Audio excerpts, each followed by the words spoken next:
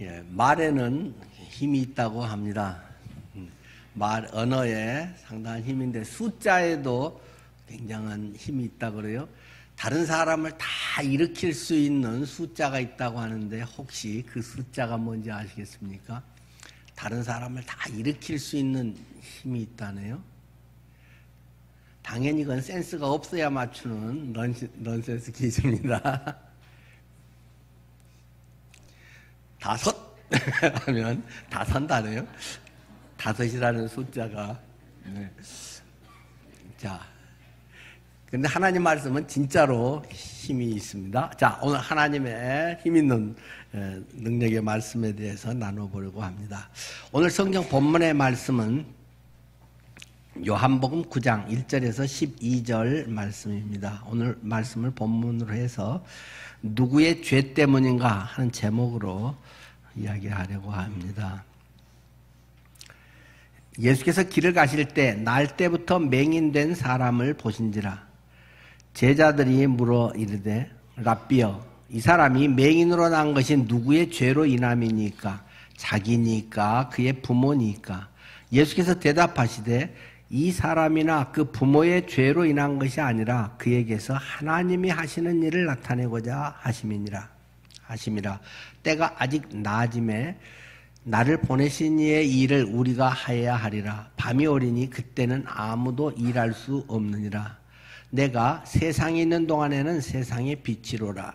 이 말씀을 하시고 땅에 침을 뱉어 진흙을 이겨 그의 눈에 바르시고 이르시되 실로암 못에 가서 씻으라 하시니, 실로함은 번역하면 보냄을 받았다는 뜻이라.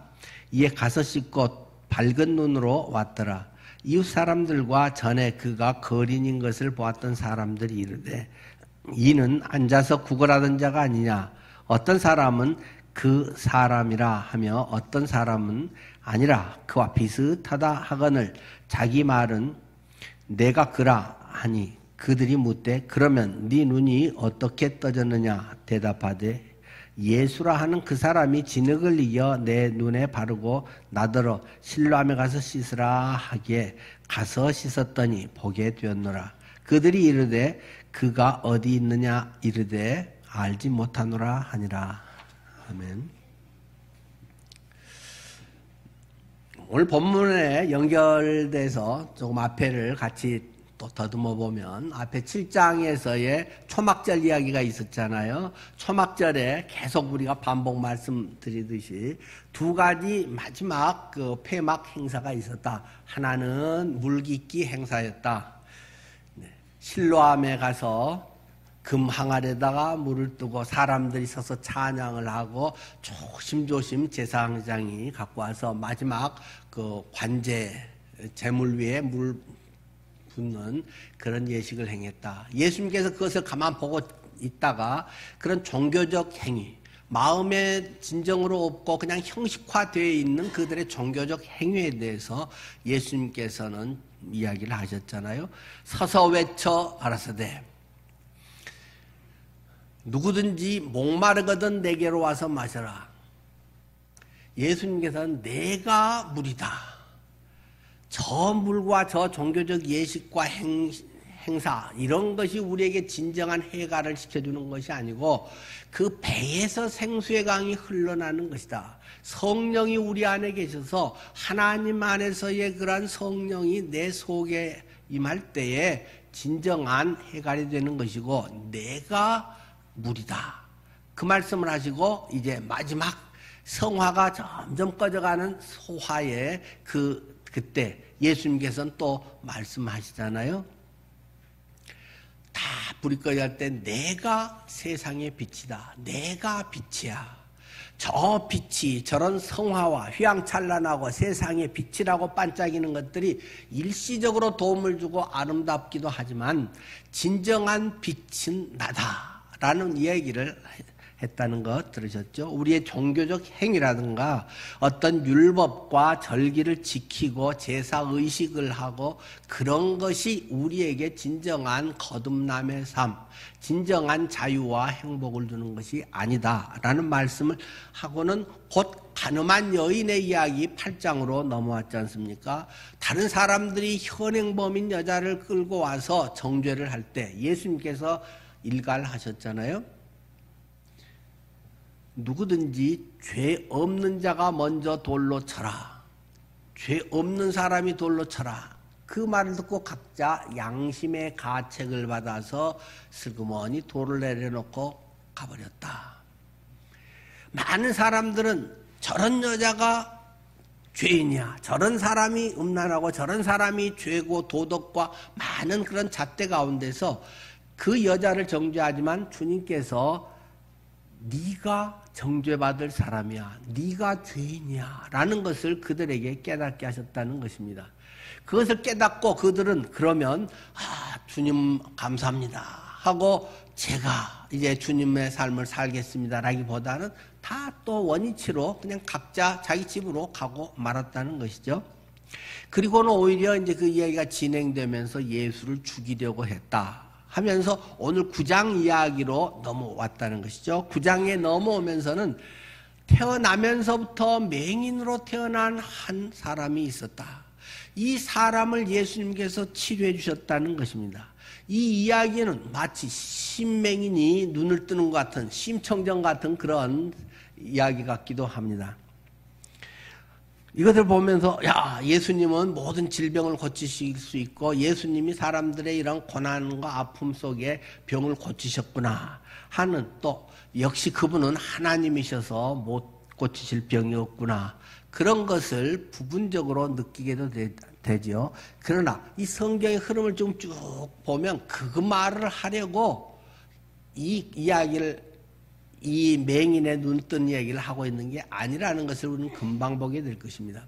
이 9장이 41절까지 있는데 이 이야기, 이 스토리는 앞에 오늘 본문이 12절 안에 이미 있는 이야기고 앞에 잠깐 몇 절 안에 있고 그 뒤로는 이 문제로 인해서 계속 무슨 시비거리, 논란이 되고 있다는 것을 계속 설명하고 있는 것이 9장의 내용입니다. 어쨌든 태어날 때부터 맹인으로 태어났다고 하는 것은 얼마나 불행한 안타까운 일이겠습니까? 사람의 사는 것에 많은 것은 시각으로 인해서 온다고 하잖아요. 보는 것으로 인해서 많은 기쁨을 느낍니다. 설날에 사랑하는 가족들을 만났습니다. 보고 싶은 사람들을 봅니다.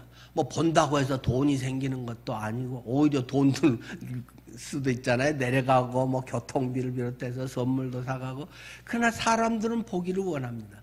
사랑하는 사람, 그리운 이들을 마음에만 두고 있지 않고 보는 것으로 인해서 행복을 느끼게 됩니다.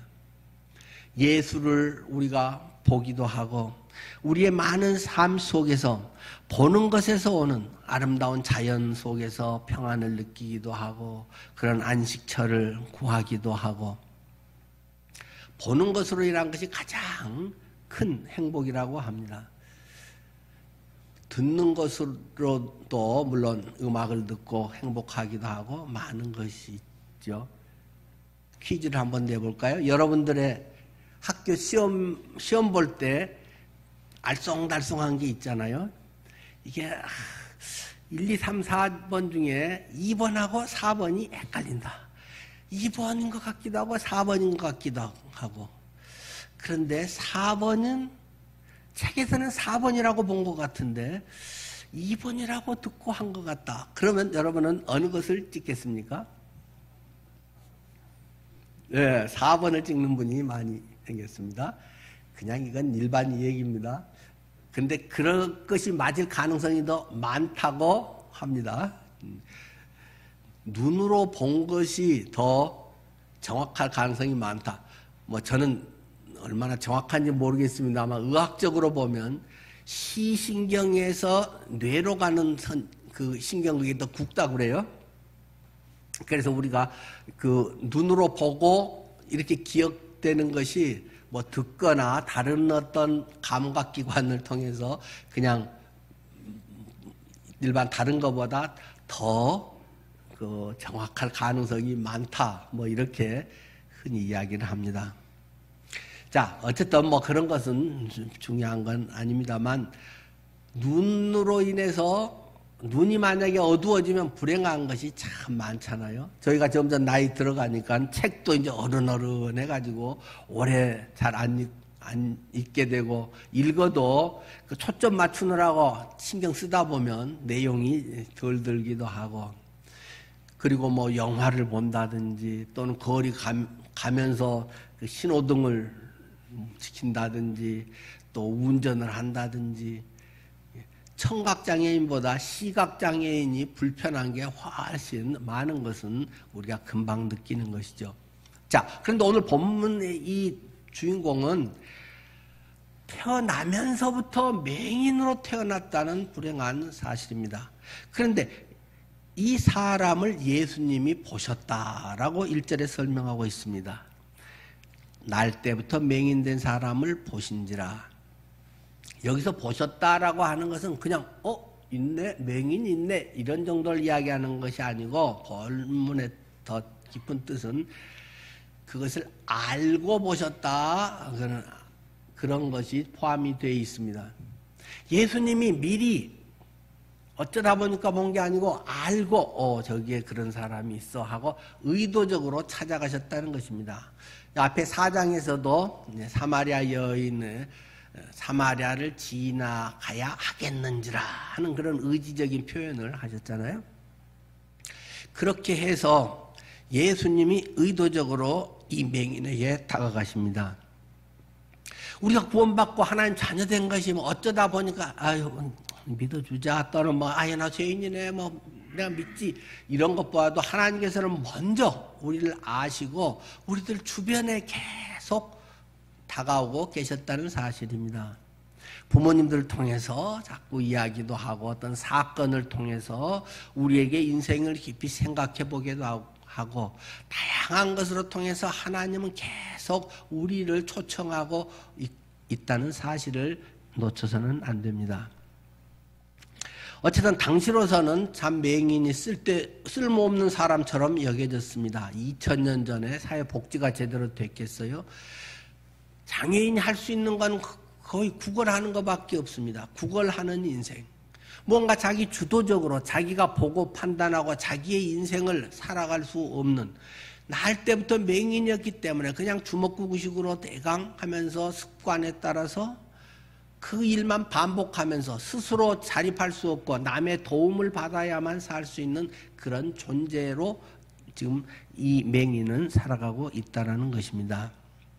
지금 성경에서 말하고 있는 것은 아까 이 맹인 잔치가 아니고 맹인 눈뜨는 이야기는 그냥 신봉사에 눈뜨는 기적의 예수님의 사건을 말하려고 하는 것보다 하나님의 구속사를 말하려고 하는 것입니다.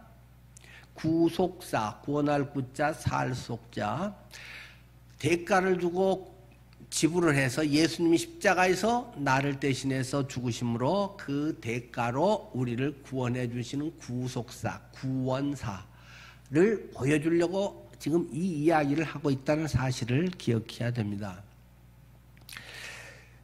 그러니까 이 맹인이라고 하는 것은 단지 못 보니까 불쌍한 사람이다, 도와야 될 사람이다, 지금 이런 측면을 넘어서 우리 인간이 맹인이다, 우리는 영적 맹인이다, 그 말을 하고 싶은 것입니다. 오늘 본문에는 그게 덜 드러났지만 이제 다음 주에 할 내용은 예수님이 확실하게 그런 얘기를 다 지금 짚어서 맹인 얘기를 하고 계시죠.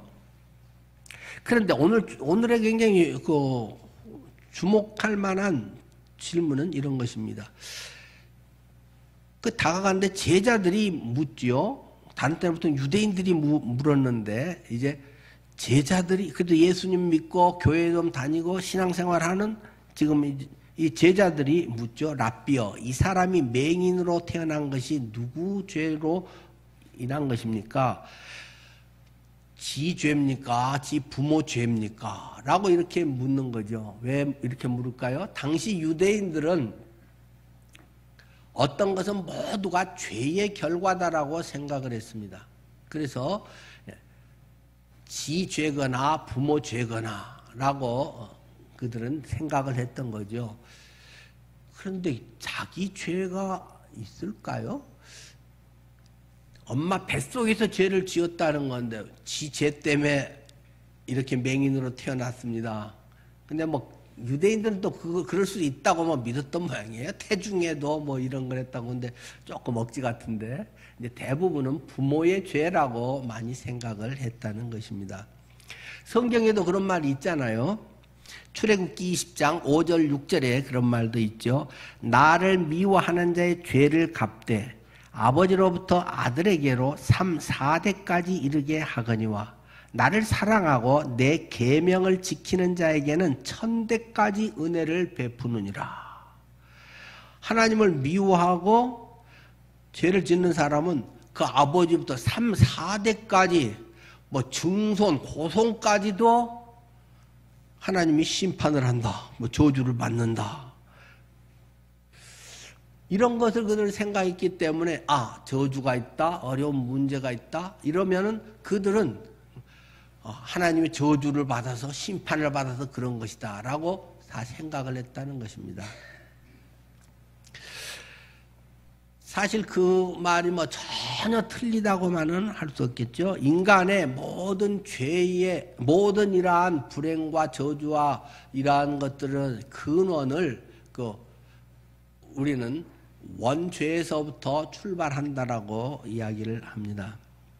모든 고난과 질병과 이것이 하나님을 거역하고 하나님의 말씀에서 벗어나서 이제 선악과 사건도 비롯해서 그런 것이 하나의 증상일 수는 있다라는 것이 성경적인 관점입니다. 그러나 모든 우리의 현실에서의 그러한 질병과 고통과 재앙과 아픔의 모든 것이 꼭 죄를 지어서 그렇다라고 말할 수는 없다는 것입니다. 인간의 전체 보편적인 그런 면에서는 거기에서 그것이 개입되고 들어온 것은 맞지만 욥의 경우처럼 오히려 하나님을 더 의롭게 섬기기 때문에 시험의 대상이 되는 그러한 경우들도 있고 모든 것이 죄 때문은 결코 아닐 수 있다는 사실입니다. 만약에 죄 때문이라면 더 나쁜 사람들 저기 감옥에 있는 이제 사회적으로만 봐도 그런 사람은 다 거기 중환자실처럼 누워 있어야 되고 막 다리 부러지고 온갖 이런 장애인들이 막 있어야 되는데 그 속에서도 싸우고 난리가 나고 오히려 더 빨빨하게 또 있다가 나와갖고 더 못된 짓 더 하기도 하고 뭐 여러 가지 우리가 해석할 수 없는 사회에서도 더 나쁜 사람이 더 잘 먹고 잘 살기도 하고 그런 것들이 성경 시편 71편에도 기록되어 있듯이 그런 경우도 얼마든지 있을 수 있다는 것입니다. 그렇기 때문에 너무 단편적으로 단순하게 어떤 우리의 어려움이나 잘못이 있는 것은 다 죄 탓이다. 다 또 내 탓이다. 이렇게만 하는 것도 바람직하지 않다는 것입니다. 혹시 어떤 큰 어려움이나 문제가 있을 때 혹시 내가 뭔가 바꿔야 될 게 있는가 하는 것을 생각해 보는 것은 한 번쯤 필요한 일이지만 그것이 자꾸 나를 억누른다거나 그것이 마치 운명처럼 나에게 뭐 이렇게 옥죄한다거나 이런 것은 결코 비성서적인 이야기들입니다. 한때 우리나라에도 그 가게에 흐르는 저주를 끊어라 이런 것이 유행처럼 지나간 적이 있습니다. 아까 그 출애굽기 20장 5, 6절 말씀들을 근거로 해서 가게에 저주가 흐르고 있다. 그렇기 때문에 네 대에 그 저주를 끊어야 된다. 이렇게 해서 네가 희생해서라도 네 자녀에게 그것이 안 내려가도록 해라. 이런 것들로 뭐 많은 것을 요구하기도 하고 헌신을 요구하기도 하고 무슨 헌금을 요구하기도 하고 이런 것들이 한동안 있었고 아직도 조금 있는 줄로 압니다. 그러나 그것은 바람직하지 않은 것이고 비성서적인 이야기입니다. 그런 거 없습니다. 가게에 흐르는 저주 없습니다. 예수 안 믿었다고 해서 뭐 계속 뭐 그런 것들로 인해서 꼭 오염되고 그렇게 얘기할 수 없습니다. 그 부모나 그런 것들이 계속적으로 같은 일들이 자녀들에게서 반복되고 그런다면 그러한 일들이 부분적으로나 또 나타날 수는 있겠지요. 그러나 그것과 근본적으로 운명적으로 나는 바로 살려고 하는데 우리 아버지가 뭐 나쁜 짓을 해가지고 할 수 없이 내가 그거 뒤집어 쓰고 노예처럼 그런 고통을 당한다. 이런 것은 결코 성경이 말하고 있는 것이 아닙니다. 뭐 인도의 카스제도 이런 것처럼 그런 것이 마치 우리의 운명론, 숙명론적으로 다 이야기되는 것도 비성서적인 이야기들입니다. 그러나 이런 것은 조금 있겠죠. 가족력 같은 거는 있을 수 있겠죠. 우린 전라도 사람이라서 짜게 먹는 걸 좋아한다. 그러면 짠 음식을 많이 먹어서 좀 뭐 위장이 안 좋다거나 또 어떤 가족의 뭐 성향, 교육적인 분위기 또는 부모가 맨날 싸운다. 자녀들이 맨날 부모 싸우는 걸 보고 자랐다. 그러면 마음의 상처라든가 그런 어떤 부분에서 그 아이들이 올곧게 자라지 못하는 그런 수도 있겠죠. 또는 부모의 DNA 같은 것도 영향이 많잖아요. 건강에 DNA가 영향도 많을 수도 있고 뭐 하면 꼭 지혜비 닮았네 뭐 이렇게 이야기하듯이 부모의 성격을 닮을 수도 있고 뭐 좋은 것도 있고 안 좋은 것도 있겠죠. 또는 그 우리 풍수지리 같은 것도 풍수지리가 마치 뭐 거기 명당을 하면 그 몇 대가 무슨 왕이 태어나고 어쩌고 보다도 조금은 일리 있는 것도 있기는 있죠. 어떤 햇볕이 잘 드는 뭐 배산임수의 어떤 이런 위치라든가 그 통풍이 잘 된다든가 뭐 이러면 아무래도 병균이 더 적기도 하고 그런데 1년 내 햇볕이 안 들어오는 그런 뭐 아파트로 꽉 둘러져 있는 방이라든지 그런 여러 가지는 이제 병균이 더 발생하고 더 훨씬 쉽게 또 지하실 방에 뭐 오래 사는 기관지 같은 것에 곰팡이라든가 습기가 많아서 그럴 수도 있고 그런 이제 환경의 일부가 될 수는 있겠지만 그런 것은 이런 저주라든가 죄의 대가하고는 상관이 없는 것들입니다. 자칫하면 우리가 환생의 교리 같은 것에 은연중에 같이 물들 수도 있습니다. 어려움이 있고 그런 것들에 문제가 생길 때 내가 전생에 무슨 죄를 많이 지어서 근데 가끔 그리스도인들도 그런 농담하대요. 네가 전생에 나라를 구했나 보다. 뭐 농담이지만은 그리스도인은 뭐 되도록 그런 말도 안 하는 게 더 좋겠죠. 전생에 나라를 구해서 네가 이런 뭐 좋은 일이 생기는지 요즘 드라마도 이제 하도 다 울고 먹고 써먹고 할 거이 없으니까 이제 내세하고 왔다 갔다 하고 막 옛날 조선시대 사람이 이제 와서 어떻게 하고 막 밤낮 요새는 이제 그 영역을 그렇게 넓혀서 하느라고 이제 많이 써먹잖아요. 이제 소재가 많이 고갈이 됐구나 이제 봅니다만 전생에 뭐 그래서도 아니고 때는 우리 인생은 어떻게 다 설명할 수 있겠습니까? 내가 오늘 좀 잘하고 열심히 착하게 했다고 당장 좋은 일만 생기고 또 좀 어려운 일 했다고 당장에 뭐 다리가 부러지고 뭐 꼭 그런 건 아니잖아요. 나뿐만 아니라 계속 가족들이 어우러져 있고 사회가 어우러져 있고 내 태어난 것이 북한이 아니고 우리 남한 대한민국이라고 하는 것에서의 태어나면서부터 우리가 누릴 수 있는 거, 때로는 고통을 당하는 거, 이 세계의 뭐 기후 현상이라든가 5만 가지 것으로 인해서 아주 고차방정식 복합적인 문제이기 때문에 자칫하면 우리 그리스도인의 어려운 문제가 있을 때 내가 죄 지었나 봐. 교회 자주 빠지니까 그런가 봐. 뭐 이런 식으로 너무 쉽게 생각할 일은 아니라는 사실을 좀 기억할 필요는 있습니다.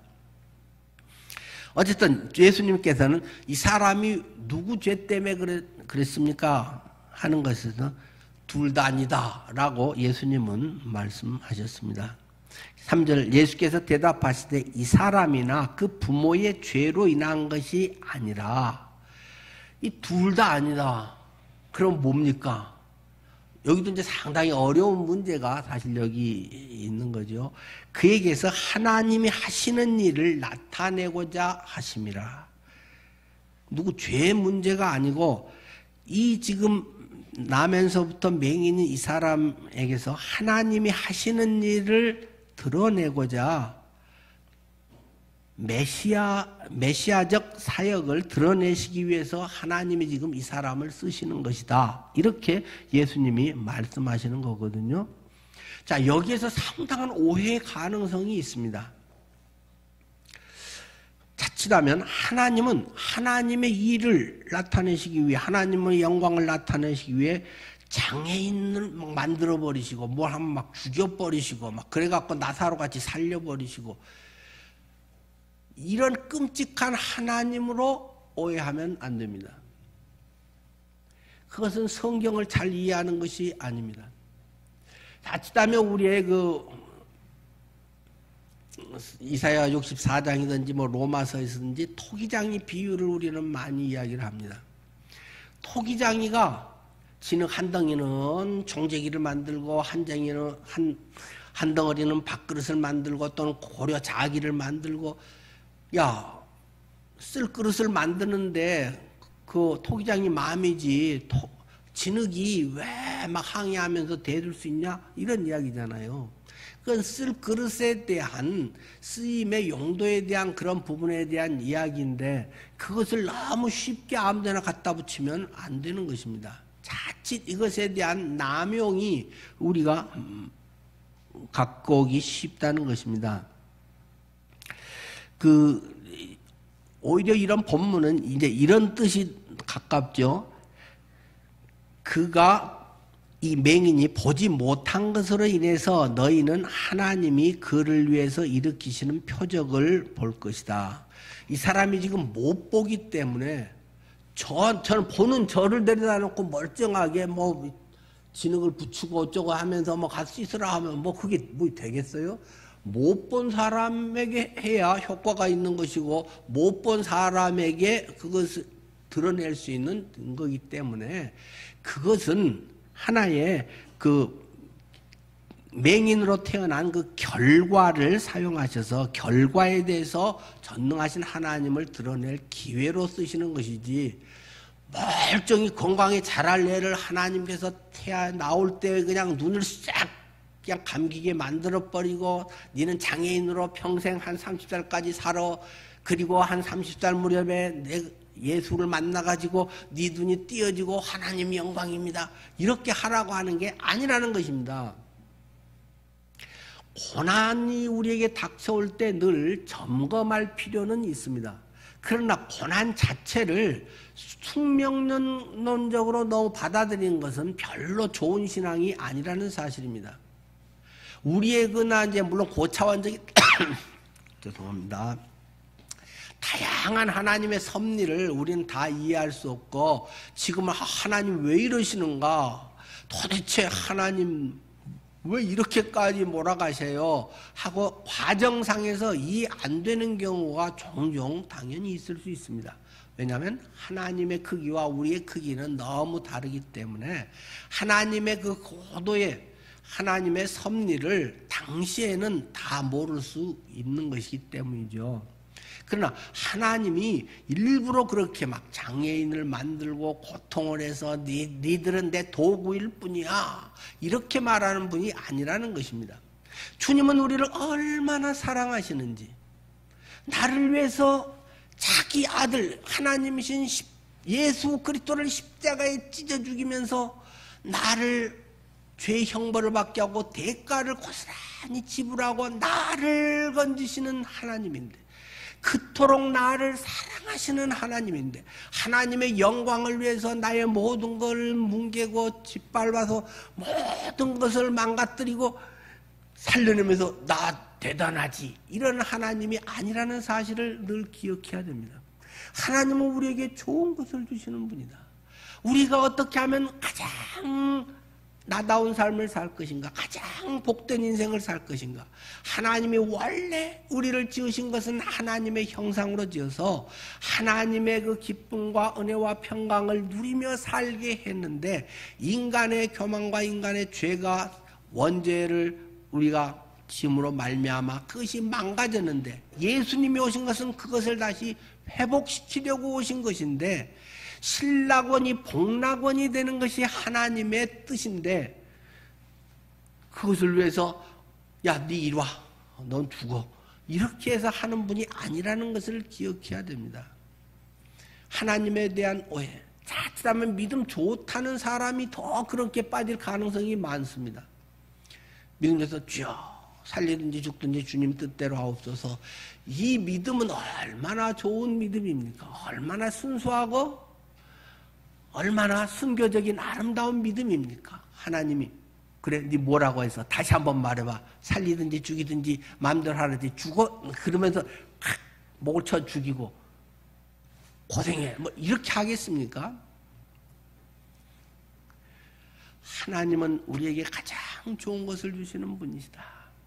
그걸 깨달았기 때문에 그 은혜를 알기 때문에 주님을 섬기고 거듭난 삶을 기쁘게 살아갈 수 있는 것이지 도로 구원을 잃어버릴까 봐 안절부절 못해서 살고 하나님이 나를 내가 믿음 좋아져 버리면 선교사로 보내가지고 죽으라고 고생하다가 죽게 만드는 거 아니야?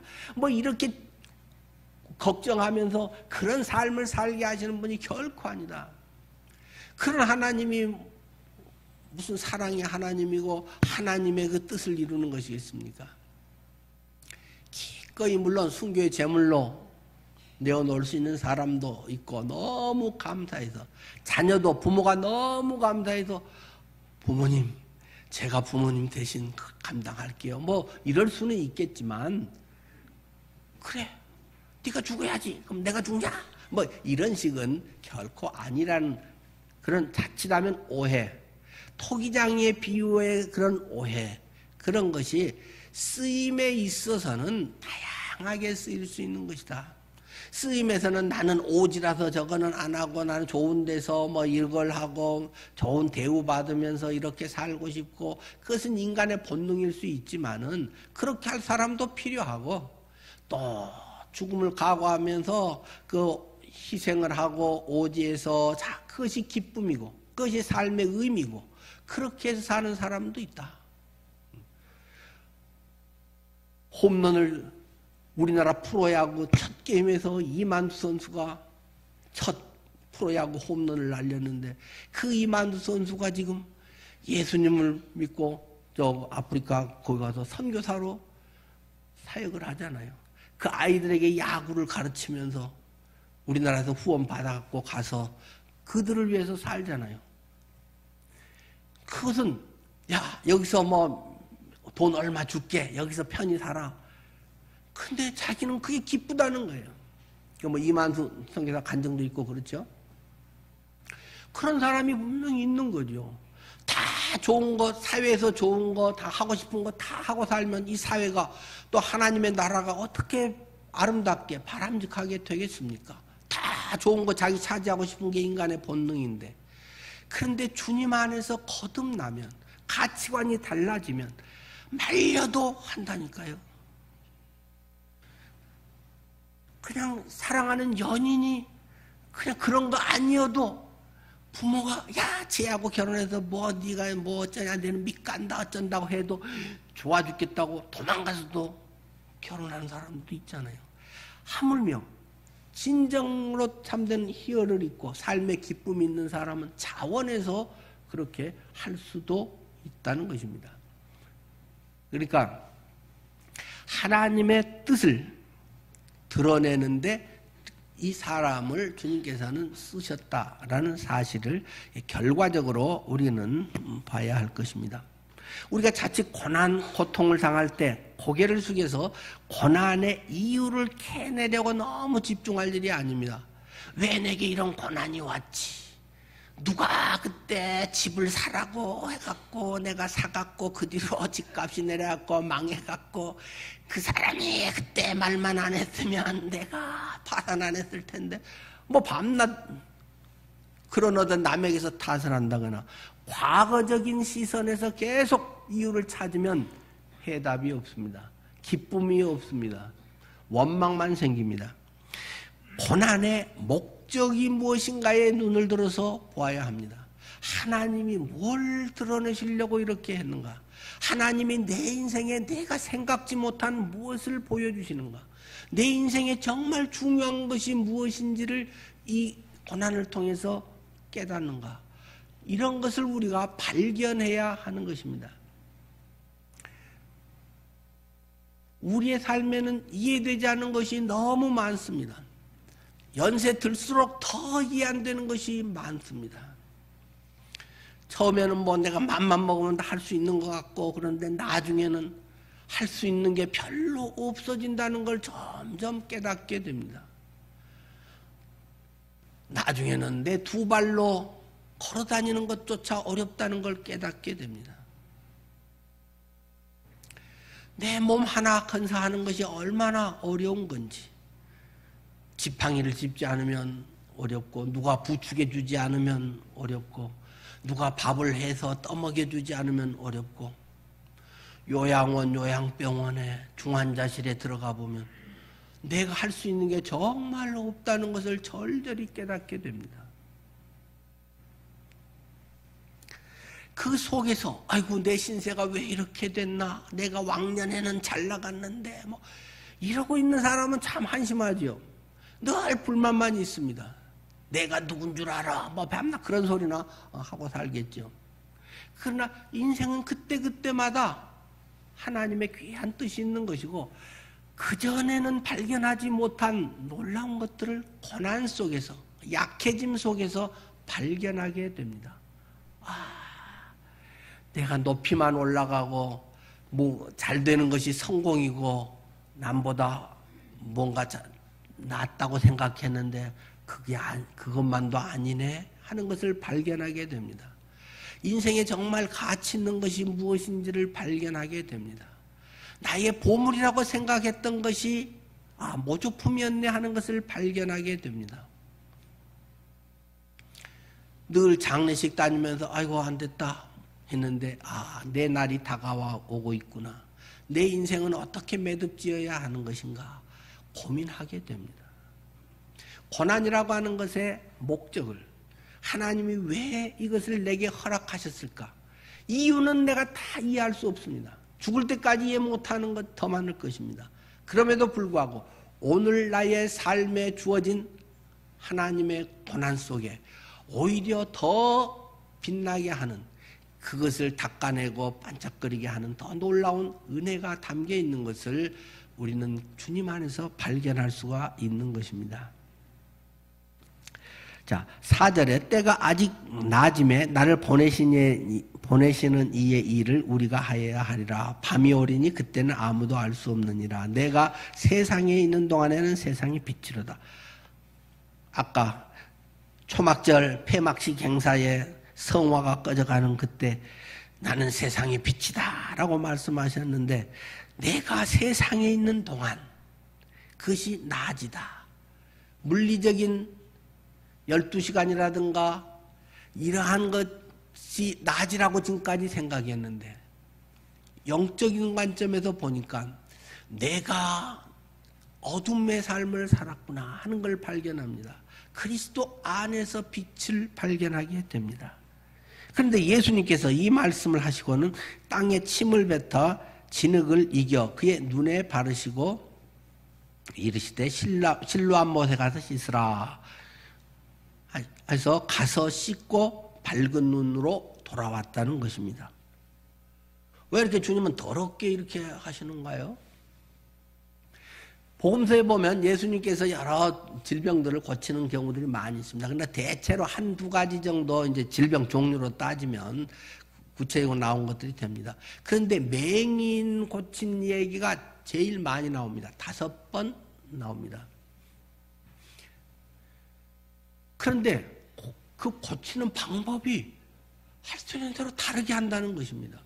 우리 사람들은 자꾸 공식을 너무 좋아합니다. 공식도 필요하긴 하잖아요. 근데 자꾸 어떤 스스로의 틀을 짭니다. 고정관념의 틀을 짭니다. 가치관의 자기의 틀을 짭니다. 그래서 이 고정관념적인 것으로 자꾸 하고 사람들은 방법론을 자꾸 연구를 마음을 더 두려고 합니다. 어떻게 고쳤나? 예수님이 침을 뱉어서 이렇게 했다. 그래서 자꾸 침을 뱉었다. 몇 번을 뱉었나? 어떤 침을 뱉었나? 뭐 아침에 그거 좀 해서 아직 다른 것을 안 먹고 효과가 좋은 약효가 있는 침을 뱉었나? 뭐 진흙은 뭘 썼을까? 쓸데없는 것에 사람들은 자꾸 관심을 갖습니다. 그러니까 예수님 어떨 때는 말로만 고치기도 하고 어떨 때는 진흙으로 이렇게 하기도 하고 자꾸 방법을 바꿔서 헷갈리게 만듭니다. 방법이 낫게 하는 것이 아니라 주님이 낫게 하는 것이다. 하나님이 낫게 하는 것이야. 사람들은 자꾸 방법론, 분석론을 이야기하려고 한다는 것입니다. 자꾸 뭐 그것을 해부학적으로 분석을 해서 거기에 무슨 그침은 뭐가 뭐 몇 프로가 있고 뭐가 어떻게 되고 그런 식으로 얘기합니다. 이것은 교회 안에서도 기도할 때도 자칫 비슷해집니다. 자꾸 틀을 만들려고 너무 하는 것은 별로 좋은 신앙이 아닙니다. 기도할 때도 이제 신유 기도 뭐 이런 것도 많이 있잖아요. 물론 저는 그런 데 많이 다녀봤죠. 근데 여러분 어느 기도가 제일 효과가 좋겠습니까? 여러분 1, 2, 3번만 해볼게요. 네. 기도 쭉 하고 뭐 이분이 낫기를 예수님 이름으로 기도합니다. 이제 이렇게 1번. 2번은 이 사람이 낫기를 주님께 간절히 축원하오며 기도하옵나이다. 2번. 3번은 나사렛 예수 그리스도 이름으로 명하는 이 병은 나을지어다. 병은 떠나가라. 이렇게 기도하는 게 1, 2, 3번 중에 어느 게 효과가 제일 좋겠습니까? 똑같죠. 뭐 그게 뭐가 다르겠어요? 막 사람들은 막 이렇게 나사렛 예수 그리스도 이름으로 병은 물러갈지어다. 떠나가라. 질병아. 막 하면서 이렇게 하면 와, 막 목사님이 영빨이 좋고 더 세게 막 기도해주고 막 길게 기도해주고 막 큰 소리로 기도하면 와, 더 나은가 보다. 저거 다 골고루 해봤어요. 근데 효과는 다 똑같아요. 그냥 예수님 이름으로 기도합니다 하고 부드럽게 이렇게 하나 하나님이 그걸 들었는데 네가 나사렛 죄를 넣었어? 그러면 더 이건 영빨이 있지. 그러겠어요? 다 성경의 근거에서 성전 미문에 있는 그에게 베드로와 요한이 내게 은과 금은 없겠지만 내가 가지고 있는 그것을 나사렛 예수 그리스도 이름으로 명하는 일어나 걸으라. 그러니까 막 벌떡 일어났다 했잖아요. 하나님이 뭐 나사렛자가 들어갔냐 안 들어갔냐 그런 거 관심 갖겠어요? 정말 주님을 사랑하고 의지하고 또 하나님의 때라고 하는 것이 사실은 상당히 중요합니다. 무조건 뭐 이렇게 낳는 것만이 또 좋은 것만 아닌 것 같아요. 어느 그 사람의 인생의 결정적인 전환점, 어떤 디딤돌 이런 것일 때가 있기는 있는 것 같아요. 그러니까 그런 때 하나님이 또 딱 해서 인생의 삶을 완전히 새롭게 정말로 놀랍게 인도하시는 것 같아요. 그러니까 자꾸 사람은 방법을 추구한단 말입니다. 뭐라고 기도를 하면 될까? 제 방에도 뭐 치유 기도 뭐 해가지고 뭐 이게 무슨 병일 때는 이렇게 하고 하는 거죠. 제 방에도 지금 책에 있어요. 근데 뭐 조금 더 효과가 있을 수도 있겠죠. 그러나 주님은 속으로 기도해도 얼마든지 그렇게 할 수 있고 정말 주님을 경외하며 주님을 사랑하는 이들에게 주님은 그 응답하시지. 하나님께서 어떤 거 뭐 우리 시험 채점하듯이 요 단어가 들어갔냐 안 들어갔냐 그런 거 별로 관심이 없다는 사실을 기억해야 됩니다. 은사적으로 어떤 사람에게는 그런 게 좀 더 많이 나타나게 하는 뭐 신유의 은사라든가 이런 것이 있기도 하고 누구는 또 그렇지는 않고 그건 또 다른 면에서 하기도 하고 은사의 측면에서는 뭐 그게 많다고 더 믿음 좋은 것도 아니고 별로 없다고 해서 믿음 좋은 것도 아니고 그거하고는 좀 차원이 다른 것이라 하는 것은 로마서 12장이라든지 고린도전서 12장이든지 뭐 이런 데들 보시면 좋겠습니다. 자, 어쨌든 이렇게 해서 주님이 치유하시는 주체시다라는 것을 늘 강조를 합니다. 그런데 아마 제 생각에는 왜 침을 뱉어갖고 이렇게 했을까? 다른 때는 말로만도 하셨는데 아마 세 가지 의도가 있으신 거 아닌가 싶습니다. 첫 번째는 구경꾼들의 관심을 딱 집중시키기 위한 것이 아니었나? 공개적으로 이것을 확산시켜서 메시아의 능력을 보이기 위한 의도로 그냥 거기서 네 눈 뜰지어다 해서 딱 했으면 조금 이게 그 사람들에게 뭔가 자기 어필되는 게 좀 적잖아요. 근데 진흙으로 막 침을 뱉어갖고 이렇게 퍼포먼스가 뭔가가 있고 그 양쪽에 딱 갖다 붙이고 또 실로암에 가라. 그러면 따라간 사람이 있겠어요, 없겠어요? 틀림없이 야 진짜 어떻게 될까 안 될까 하고 따라가고 뭐 안내준 사람도 있고 가서 이제 진짜야 어쩌야 막 하고 본 사람이 있겠죠. 그리고 막 거기서 뜨면 막 와 이렇게 하고 이제 막 데리고 오고. 그러니까 주님의 그것을 사람들에게 확 드러내려는 상당 의도가 특별히 있으셔서 그런 것 같아요. 두 번째는 그 사람의 믿음의 순종을 또 좀 요구하신 것 아닐까 하는 생각도 듭니다. 감 귀찮잖아요. 에이 귀찮아 하고 톡톡 그냥 치고 안 할래요. 난 살던 대로 살래요. 그러고 뭐 갈 수도 있겠죠. 근데 그거 진심이고 절박한 그 마음에 그가 간 거죠. 근데 세 번째 진짜 중요한 이유가 사실은 있습니다. 오늘 본문에는 아니고 이제 다음 주 본문에 나오는데 안식일 시비거리를 제공하기 위해서 일부러 이렇게 하신 것이다 하는 것입니다. 앞에서도 그랬잖아요. 38년 된 병자 고칠 때도 이는 안식일이라. 그런데 마찬가지로 오늘 읽은 12절인데 두 절 밑에 보면 14절에 예수께서 진흙을 이겨 눈을 뜨게 하신 일은 안식일이라.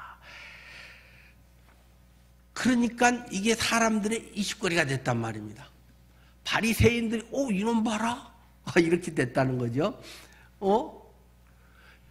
나머지 6일 나머지 날에 하면 되잖아. 쟤는 왜 꼭 하지 말라는 안식일에 하고 있어. 그러니까 하나님 사람 아니네. 하나님 사람이면 안식일 지키는 하나님 말 잘 지킬 텐데 안식일에 일하잖아. 본질 핵심은 잃어버리고 안식일에 했다는 것으로 시비거리하고 있는 그 껍데기 신앙, 그 종교적 형식화되어 있는 신앙, 그것을 들춰내서 깨부시기 위해서 의도적으로 이 맹인의 눈뜨는 사건을 시작하는 뭔가 관심을 집중해서 뒤에 말을 하고 싶어서 이 일을 지금 하고 계신다라고 하는 것이 다음 주 본문에 41절까지 쫙 이어지는 것입니다. 니들이 영적 맹인이야. 눈 뜬다고 했지. 아브라함 자손이라고? 눈은 말짱하게 본다고? 네 시력이 2.0이라고? 영적으로는 아주 캄캄하고 전혀 알지 못하고 이 세상 것만 보고 이것이 전부라고만 생각하는 너는 영적 맹인이야. 그 이야기가 계속 이제 다음 주 본문에 계속 그 이야기가 써져 있는 것입니다. 근데 이해 안 되는 게 사실 많잖아요. 실로암 모세가 씻으라 하니 가서 씻고 즉시 밝은 눈으로 왔더라. 즉시 온 것입니다. 근데 의학적으로 이렇게 하면 되겠습니까? 그렇게 해서 눈이 떠졌다고 해봅시다. 착 봤다고 합시다. 그럼 도로 맹인 돼버리지 사람이 멀쩡하게 돌아올 수 있겠어요? 지금 한 30년 가까이를 맹인으로 살았는데 갑자기 빛이 떠갖고 확 다 보여버리면 망막이 완전 손상돼버리지 망막이 그대로 있겠어요? 혹시 여러분은 안과 가서 그분들 만났는지 모르지만 저는 이제 세브란스 이제 뭐 그 종합병원이니까 많잖아요. 안과 이제 그분들이랑 이제 시력 안 좋고 뭐 이런 분들은 이제 뭐 거의 어려운 사람들 이 수술하고는 어떻게 합니까? 요만한 동그란 그 쇠로 걸리고 딱 붙이고 막 반창고로 이렇게 해서 안 떨어지게 한참을 해놓잖아요. 한쪽이든 뭐 이제 두 쪽이든 수술하고 개안 수술하고 바로 햇빛을 막 받고 막 눈을 번쩍 떠가지고 이러면 망막이 바로 나가버려요. 바로 그러면 그냥 멀쩡했던 것도 안 되는데 평생 안 됐던 그것이 이 사람은 밝게 보고 와서 다 하고 말이 됩니까 이게? 의학적으로는 말이 안 되는 얘기입니다. 그럼에도 하나님이 하셨다. 하나님은 하나님이다. 말도 안 되는 일들로 그걸 계속 주님은 보이고 계신다는 사실입니다. 자, 마무리를 해볼게요. 어쨌든 11절로 그러면 이제 대답하되 예수라 하는 네가 어떻게 떠졌느냐 하니까 예수라 하는 사람이 진흙을 이겨서 내 눈에 바르고 나더러 실로암 가서 씻으라 하기에 가서 씻었더니 보게 되었노라. 근데 뭐 말은 이렇게 하지만 예수 본 적도 없고 예수가 누군지 알지도 못한단 말이에요. 뒤에 나중에 보면 예수 만나갖고도 모르고 있으니까 나야, 내가 예수야. 이제 예수가 말해주니까 그래요 하고 이제 알잖아요. 실로암에 가서 씻으라 하기에 가서 씻었더니 보게 되었더라. 하기에 했더니 되었더라. 뭐라고 하시기에 내가 했더니 되었더라. 여러분들의 삶에 이 단순한 원리가 잘 체험됐으면 좋겠습니다. 하나님이 뭐라고 하시니까 내 다 이해 안 되지만 했더니 그렇게 돼버렸다는 것입니다. 믿음의 역사가 여러분의 삶에서 경험되기를 바랍니다. 믿음은 이론이 아닙니다. 또 뭐 모든 일에서 그러면 뭐 다 이러냐 그런 것만도 물론 아니겠죠. 또 하나님의 때가 굉장히 중요하다는 말씀도 계속 드리듯이 많은 경우는 듣기는 합니다. 실로암에 가서 씻으라 하기에 듣고 잠을 자니라. 듣고 진흙을 털어버리고 귀찮아 하고 말았더라. 주님의 말씀에 그대로 순종해서 했더니 가서 씻었더니 보게 되었노라. 여러분들이 이런 간증이 있기를 바랍니다. 네. 여기에서 오늘 핵심적인 것은 이 사람이 나는 눈먼 맹인같이 무기력하고 내 힘으로는 어찌할 수 없는 존재이지만 예수님의 은혜로만 온전히 살 수 있습니다. 온전히 눈을 뜰 수 있습니다. 온전히 이 세상에만 연연했던 내가 영원한 삶까지 깨닫게 되었습니다. 하는 것을 말하고 싶은 것입니다. 혹시 여러분이 영적 맹인이라는 사실을 인정하실 수 있습니까? 뭐 옛날에 그랬다가 물론 지금 떠진 사람들이 또 대부분이겠죠. 주님 안에서 이러한 부분도 한번 진지하게 고민해보고 성령께서 여러분의 눈을 밝히 뜨게 해주시기를 축원합니다. 기도하겠습니다.